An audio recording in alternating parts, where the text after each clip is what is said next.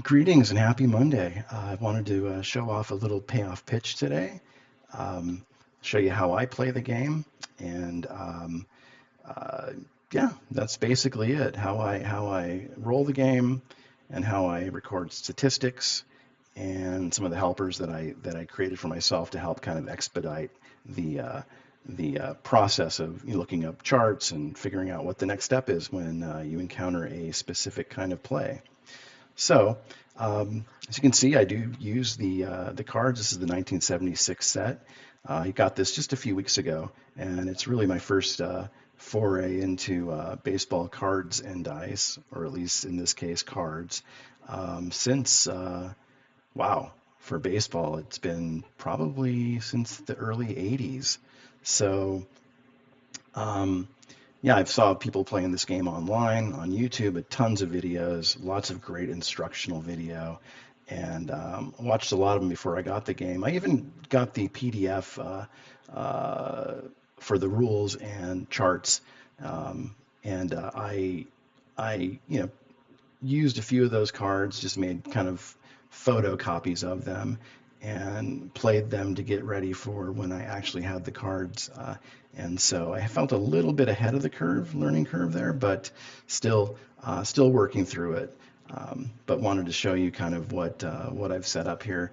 We're and so yeah, we're early on in the 1976 season.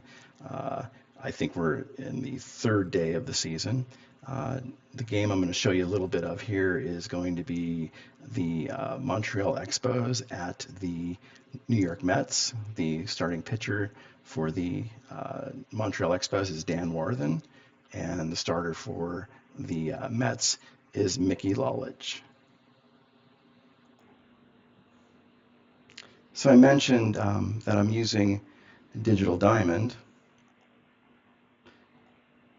So that is what you see now on screen. And yeah, I went ahead and set up the actually I just used the stock season from Digital Diamond. You get seasons from like 1921, I think, through the most recent season. Now this is version 11, so this is still maybe a year or two old. Yeah, I think they're on version 12 right now and 13 coming up. But I find this is an excellent resource when it comes to as a board game companion to record statistics and to be able to track the season from a standing standpoint to who's leading the league in batting average, RBI, etc. So so yeah, so what I've got up here now is this is the Expos and the Mets ready to get going. Lolich will be on the mound facing Jerry White to be leading off, followed by Mike Jorgensen and then Larry Parrish. Now, what you see here is a little wrinkle that I have in my setup, and I found there's a few other people that play a similar way. But this is a dice roller. It's not the most sophisticated or let's say polished looking thing, but it works for me. And I'm probably and I just really kind of threw this together in the past week, and had a little bit of time to play with it. Next steps are going to be probably to just kind of pretty it up a little bit, but it's organized in a way that I can I can follow along with the game and help me kind of move things along in a more efficient manner than rolling dice and looking up charts. I still look up charts. Let me specify, or let me make sure to you that that's what I do. Because I still enjoy that part of the game. I don't like it fully automated to where it's just click, click, click, click, click. But I do like to cut. Not it's not cutting corners, but it's just kind of I think making things a little more efficient, having outcomes ready when you're at that point in the game. So so as we go along, maybe through the first inning or two, I'll kind of show you how this works. But we'll start with the first pitch, and that's going to be from Lulich to Jerry White. And so what we have here is the first pitch is a 35. I'm sorry, an 8. That's going to be on Lulich's card, which is a result of tough. 72. So Lulich is a lefty. Jerry White will fly out to center field.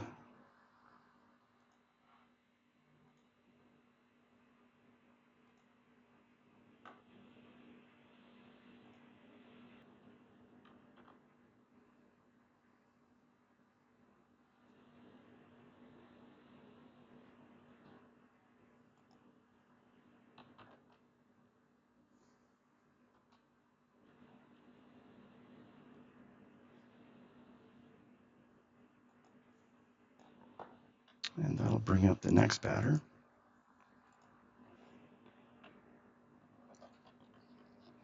It was Mike Jorgensen. The pitch to Jorgensen is an 8, tough again. I'm sorry, a 4, which is in play. That is going to be a ground ball to third.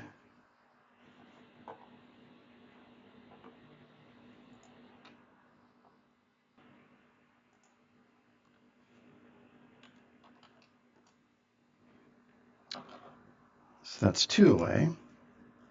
And that'll bring up Larry Parrish.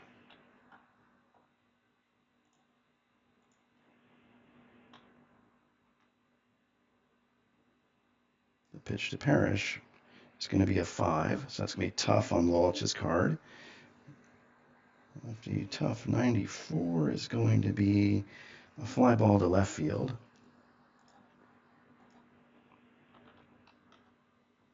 And that'll end the inning, or the top half of the first.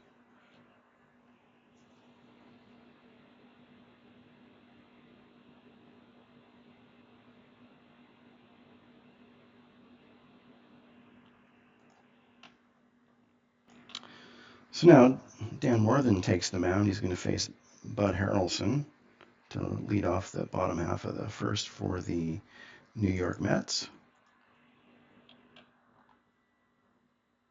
And the pitch from Worthen is going to be patient off the patient column. And 31, this is a lefty.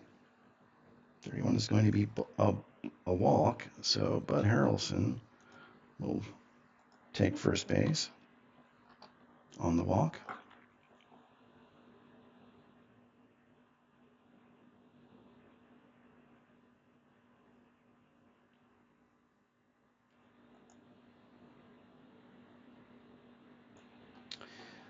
Now Harrelson's a steal of a 3, so if he's going to get a lead, we're going to be looking at this section here, this roll here, which is 35. But then Milan is also an auto sacrifice of a 2 or 12 off the pitcher's roll. So let's see what the result is. So it's not going to be a sacrifice, and it's not going to be an auto steal. So the pitch from Worthen is going to be tough, and that's going to be a 89 on Felix Milan's card. So that's going to be a ground ball to short. Now we have a runner on first. So like I said, I've set this up so I can pull up these charts here. Look quickly. So ground ball to short. It's check for double play if no runner's forced at second. But oh, no, that's fine. That's fine. That 11 was kind of tripping me up there, but so it's a ground ball to short. He'll toss it to second for the force, and Harrelson is retired for the first out of the inning, and that'll bring up Joe Torre.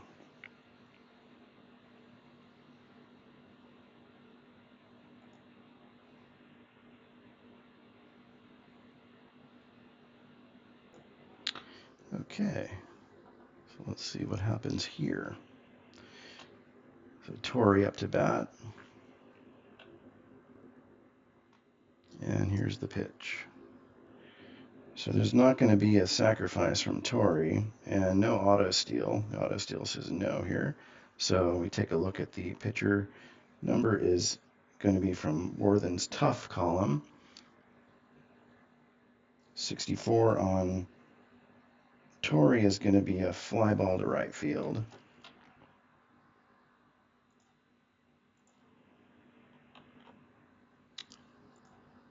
and that'll be 2 away.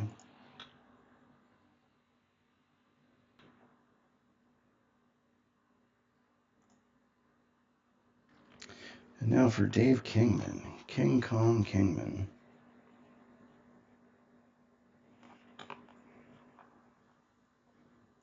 And here's the pitch. 8. So that's going to be off of Worthen's tough again. 34 on Kingman is strike 3. So Kingman goes down on strikes.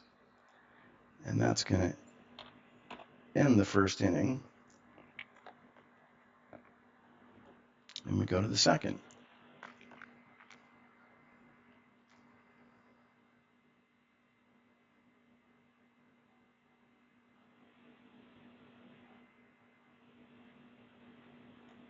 So now the top of the second, Gary Carter will be leading things off against Mickey Ulich here.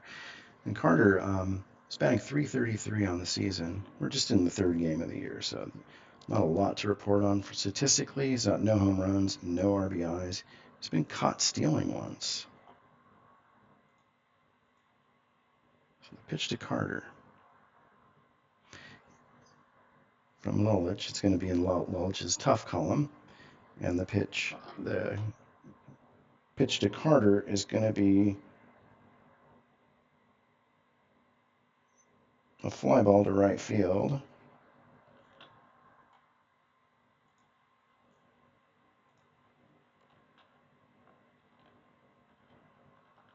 And there's 1 away. Now that's going to bring up Nate Colbert.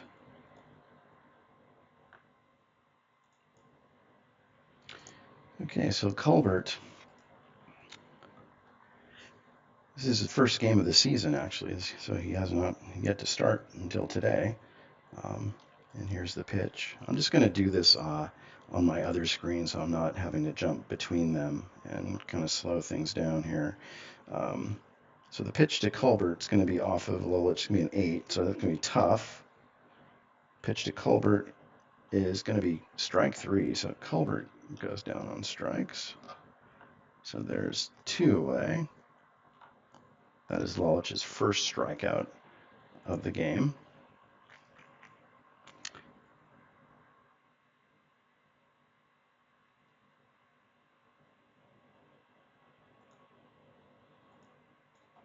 And that brings up Pete Makinen with 2 outs here in the top of the second. Pitch from Lulich. It's going to be, now this is going to be off of the wheelhouse. So batter roll wheelhouse is 66, and that's going to be a base hit for Makinen. So I have it set up so that it tells me where the single went, sharp liner to center field. So Makinen will be on with the single, and that's going to bring up Tim Foley.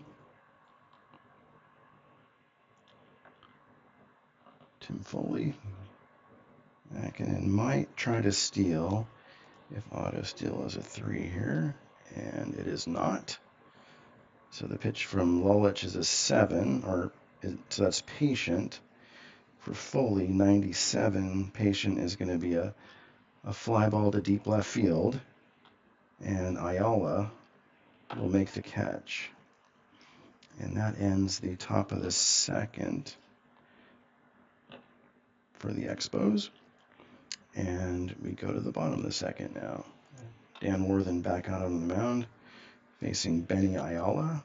Ayala batting 0 on the season so far. It's a young season, though, as I mentioned before. So now the pitch from Worthen is going to be from his tough column. And 81. Tough is going to be a ground ball to short, and Foley will fire to first. 1 away.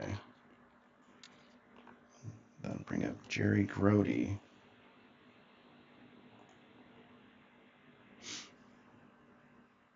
One out. The pitch from Worthen is going to be 5. It's going to be tough.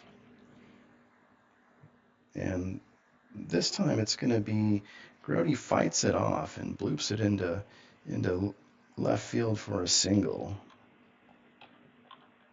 So Jerry Grody's on with a single. That'll bring up Del Unser.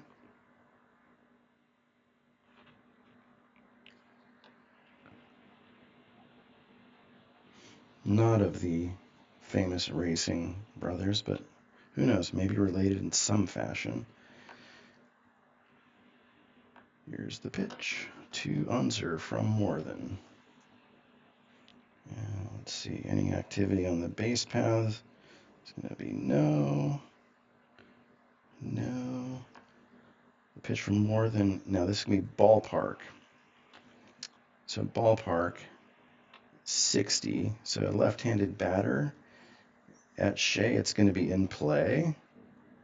It's going to be a 10.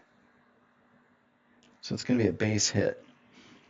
And let's see here. So we're going to have a base hit to Unser goes the opposite direction, goes into left field with the single. And the runner will go to second base. So we have runners on first and second. And Roy Stager. Wasn't there like an actor named Rod Steiger back in the day? I think there was. So first and second, 2 outs. The pitch. The pitch to Stager.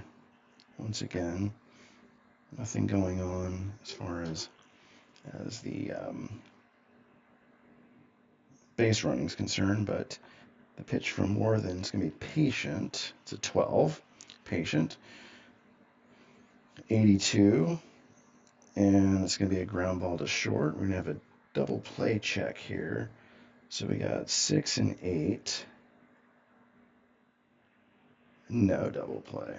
So that'll be, let's just make sure we get this right. Runners on first and second.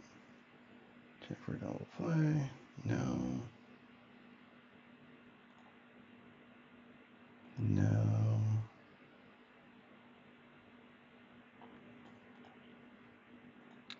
Oh. But actually in this case, the play, because the roll is at 12, the play is to first. So all the runners will move up 90 feet. And then that's going to bring up Mickey Lolich.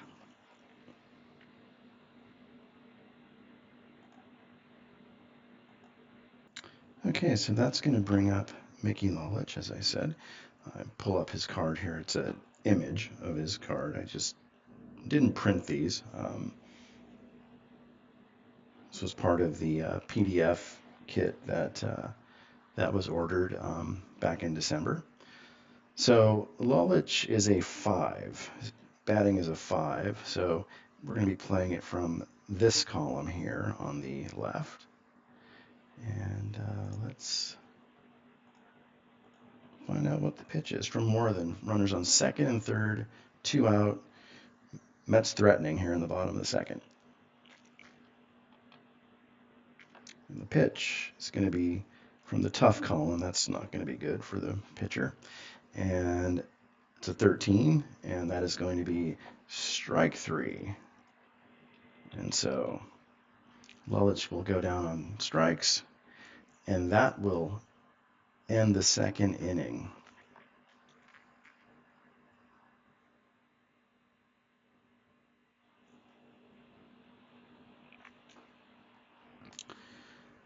So I'm just going to throw this back up here for a moment. Just to kind of let you see what I've done here, just so you know, like this is what's going on, was going on off screen. So I've got all these call-ups automated. So I'm gonna see about increasing the size here so we can get a better look. So you've got location of hit. So if there's a single or a double hit, what I'll do is I will just whatever the roll was, it's going to update it. So in this case, it's a line drive into center field. We press it again, sharp liner to center field. The base running has all been automated as well. As you can see here, if it's a single to first, uh, runner advances one base. Second, it's one base plus choice. Double to first is two bases plus choice. I've set this up so the kind of the alternative choice roll. So you roll two die six, and you'll see that that number changes. And what it does, or what it will do, is based upon the runner on base, his run rating. I think if that number is, if I'm not mistaken, because I'd look it up under the rules still, because I'm not sure, but if it's higher than his run rating, he's out. If it's if it's equal to, or if it's below, then he is safe. Um, and then of course there's the coach's choice. If you make the choice to go, then this is going to be the result right here. So you'll see it could be safe, could be maybe the player dropped the ball, maybe the third baseman or the catcher dropped the ball. Um, I've also got defense rate. The you know, the reference to the defense chart is automated as well. As you can see here, I've got it set up so that if defense comes up, it's going to be an error check on the shortstop. That is going to be the ballpark roll. See that changes as well. Um, Hits. So this is going to be, or I'm sorry. So if the result was an error, then you just scroll over here and see what it is, depending upon if it's catcher, pitcher, first baseman, left field, etc. If it's an out, then you reference this information here. If it's a hit, you reference this information here. If there's a sacrifice, you just look up the sacrifice rating, and you see if it's a successful sack, or if it's a out. I'm sorry, if it's a pickoff, or if it's uh, a missed opportunity, as far as the bunter misses the ball. And then if it is successful, who is the fielder? So it'll call up who is the fielder there. And these are all based off of a rand array setting within the Excel spreadsheet that is equivalent to what the chances are with rolls based upon whatever the play result you're looking for. So I've also got it set up for pickoffs, stolen bases. What is the play if the infield corners are in? What is the result if the infill in play is at home? I made this for myself so it's easy to reference for stealing, second or third base, depending upon what the combination of the catcher's arm rating is and the base runner's steal rating. Is it excellent, very good, normal, fair, or poor? And then of course it corresponds to the settings here. So yeah, that's kind of what the dice roller does.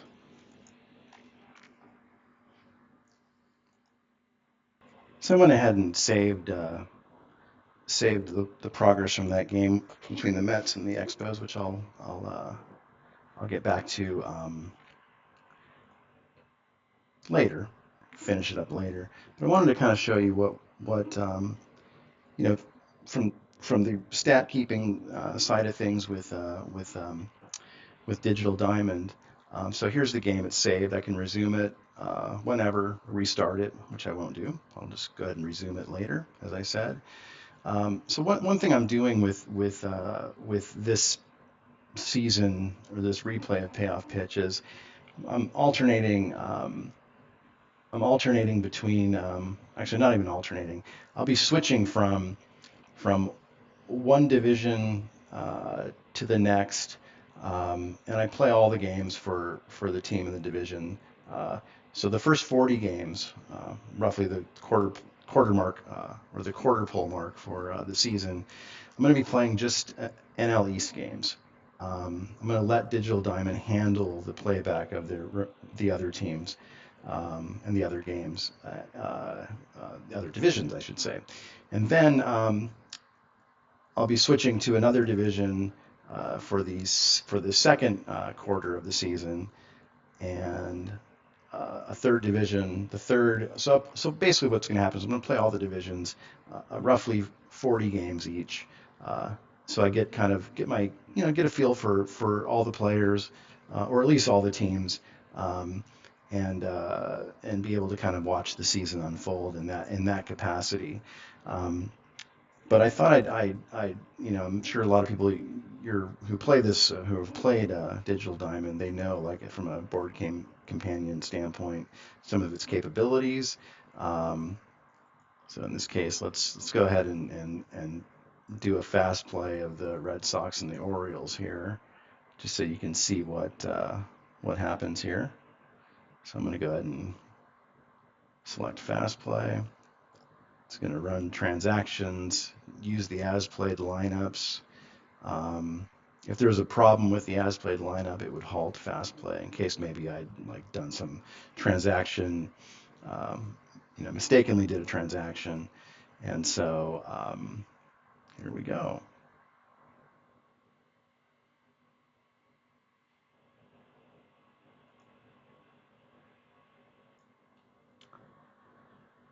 So the Orioles defeat the Red Sox 8-2. Mike Cuellar goes 7 1/3, gives up 4 hits, 2 runs. Player of the game is Ken Singleton, goes 1 for 5 with a home run and 3 RBI. And here's a look at when you click on box score, you get a game summary. Here it reads Ken Singleton leads Baltimore's offense. April 11th, 1976, with a fine afternoon at Memorial Stadium as fans watched Baltimore finish on top 8-2. The man Mike Clare picked up the win with help from Ken Singleton's player of the game performance. With the victory, Baltimore is now 1-2 on the season, and Boston's record falls to 2-1. Here's the newspaper style box score. Um, so let's see, Singleton, 3 RBIs. He had a home run, his second of the season. Bobby Grich with his first home run of the season. Louis Tiant didn't have such a good game. Looks like he went 3 2/3, gave up 8 hits, 7 runs, 6 which are earned. A nice ERA of 14.73 there. But it's just one game. The season just started, so lots of time to work on that, Louis.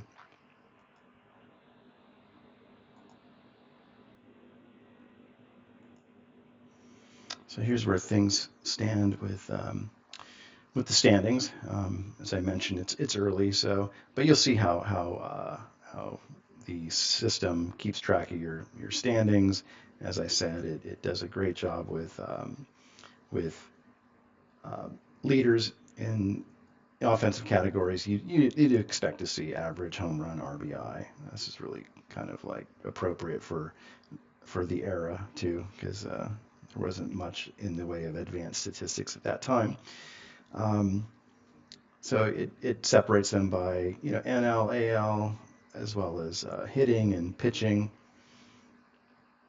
and also it does. I'm not sure what the criteria is, but it keeps track of who's leading for the MVP, Cy Young for both leagues, and then kind of an update on or not an update, but kind of gives you an idea of who's hot at the plate, who's hot on the mound, and this is a good way, if you're using this. I think if you wanted to like, okay, yeah, Johnny Bench is a pretty hot player. Let's play a game with the Reds and see see if he can keep it up. Um, so yeah, I just thought I'd share a little bit of this with you. So this is the setup I'm going to be using heading forward through this replay, which I will be sharing with you as the season progresses. And hope you like what you see. Um, Also, please do subscribe, comment, like any of the three or a combination of three would be appreciated. Also, if you have any, questions about, anything you saw here where you'd like maybe more of an explanation, um, or anything like that, please leave a comment, and I'll be happy to answer that, or maybe even set up a video to show a little more detail on that whatever that question is. So, hope you have a great rest of your day, and we'll talk to you soon. Thank you.